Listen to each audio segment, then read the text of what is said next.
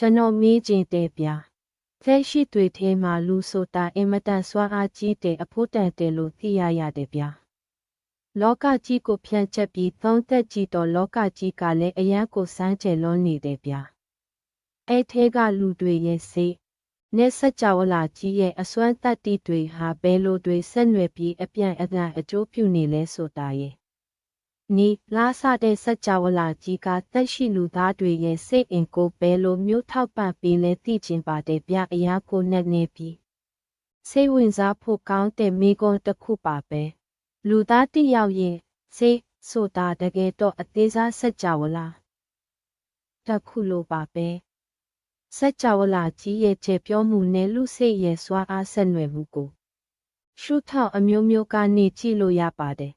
ကျွန်တော်နားလေသလောက်အချက်အလက်လေးတွေကိုအပားလိုက်ခွဲခြားပြီးရှင်းပြပေးပါမယ်ဒီစัจ java လာနဲ့လူသားဟာအတူတူပဲသိပ္ပံပညာရှင်ပြောခဲ့ဘူးတဲ့စကားတစ်ခုရှိပါတယ်စာနော်တို့ဟာခြေတရာအမုံအမွားတွေနဲ့တိဆောက်ထားတာတဲ့ကျွန်တော်တို့ခန္ဓာကိုယ်ထဲကအောက်ဆီဂျင်ကာဗွန်နဲ့တန်ဓာတ်တွေဟာခြေတွေပေါက်ကွဲပျက်စီးရာကနေထွက်ပေါ်လာတာပါ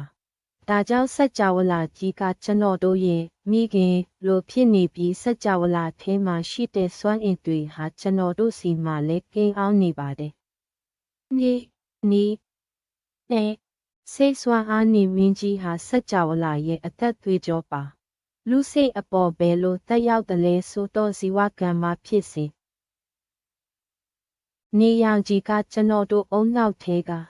ပျော်ရွှင်မှုဖြစ်စေတဲ့ဟော်မုန်းကိုမြင့်တင်ပေးပါတယ်